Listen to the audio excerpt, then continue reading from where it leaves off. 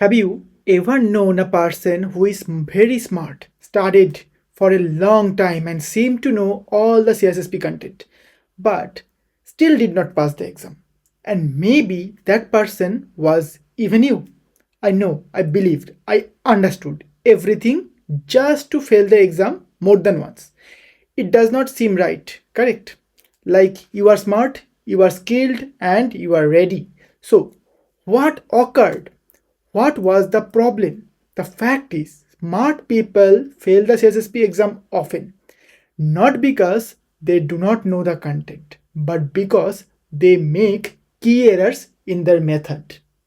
And in this lesson, I will show you the three biggest errors CISSP test taker make, and most of all, exactly how to correct them. And once you see this and correct them, you will be on your path to passing the CISSP exam with surety. In this lesson, I will share three largest problems that stop even the most skilled IT workers on the CISSP exam. We will work, we will talk about why seeing the CISSP exam as a technical exam leads to failure, why missing the business risk view loses your points, and why doubting your answer could be just as harmful as not knowing the content itself. And by the end of this lesson, you will know exactly what to prevent, how to change your method, and feel sure that you can answer CSSP question correctly. Yes, you can. I believe on you. Even the confusing ones. Now, let us start with error number one. And this one is very big. This is studying for the CSSP like it is only technical exam. And here is why this leads to failing. You spend many months remembering details, encryption key, lanes, kind of firewalls, exact laws, rules, and many other things. You force technical facts because that is how you think you might be able to pass the exam or how others have passed the exam. But on the CSSP, that does not work. ISC2 does not care if you know the correct answer. They care if you know why it is the correct answer. I say this is to my students often. The CISSP will make you a better thinker. It is all about knowing ideas and using judgment, not only remembering facts. For example, knowing AES encryption uses 128, 192, and 256-bit keys are good. Okay, we all know that. But the exam might not even ask you about that. Instead, it might ask you what is the best encryption method for private customer data in a cloud system. If you remember the key length but do not know why one method is more secure or compliant than the other, you are going to choose the wrong answer.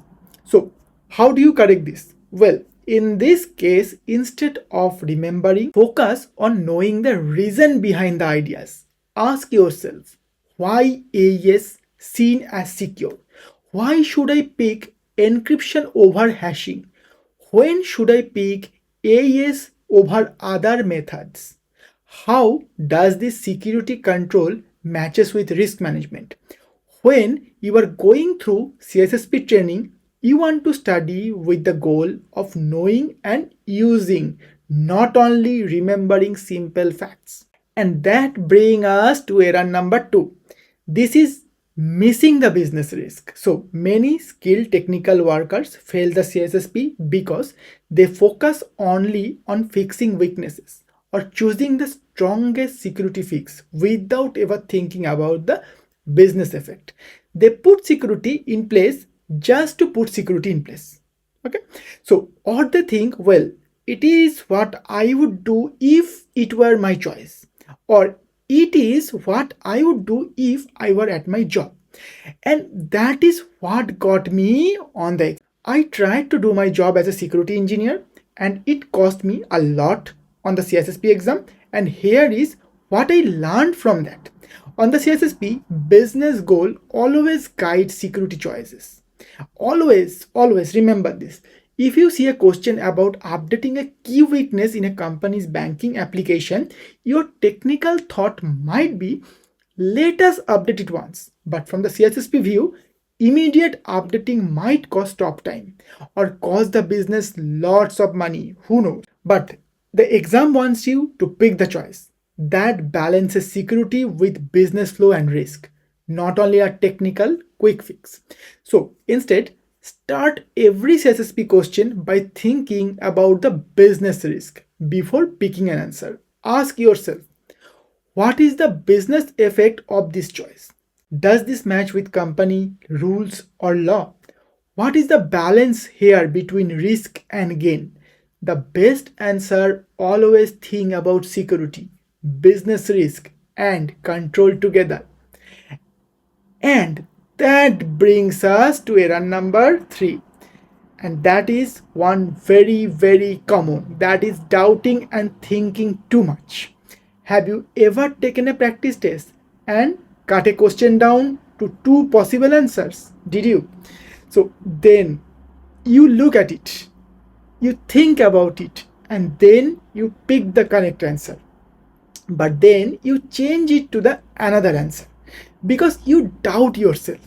Then when you press submit, you learn that your first thought was correct. I dislike when that happens to me also. I did it many times.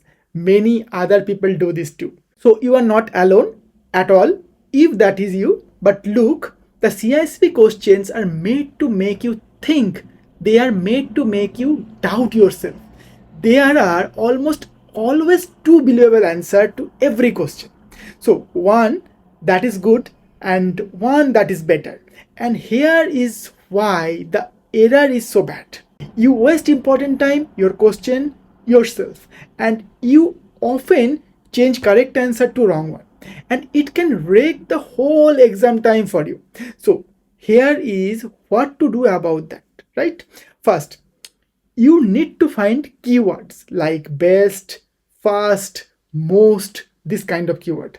These tell you exactly what ISC2 wants, and it lets you know that there are probably 2 answers that are correct. We talked about this in a past lesson. Second, remove clear wrong choices that do not fit. Mind it, usually you can take away 2 answers and that will cut it down to the 2 left answer. That gives you a 50-50 chance of getting the answer right. Then you want to practice removing answers rather than just picking the one first. Ask yourself, why would ISC2 see this as wrong? If you can clearly take out the choices, it leaves you with the best strategic pick. Third, pick the best answer that strategically fix the problem. Usually, you will get down to 2 answers and one will naturally jump out at you. Trust your first feeling. Once you have thought about the risk, control, and business effect, usually your first thought after strategic thinking is the correct one. Unless you miss something in the question or you have strong proof to make a change. Go with your gut feeling. Is that clear? Now we will build on this as we go through the course. But for now, let us review how you can prevent 3 errors that cause most people to fail the CISSP exam. 1. Do not only remember, know the ideas and why they are important. 2. Always think about business risk before picking the answer. And 3. Trust your strategic feeling and prevent thinking too much about it. Learn this and you will remove most of what causes smart people to fail the CISSP exam. And remember, the CISSP is not only about being smart, it is about studying smartly and thinking strategically. And now you know the top 3 errors, and more important, you know exactly how to correct them. So let us keep going and let us turn this plan into exam success. So I will see you in the next video. Till then, see you. Bye bye. Take care.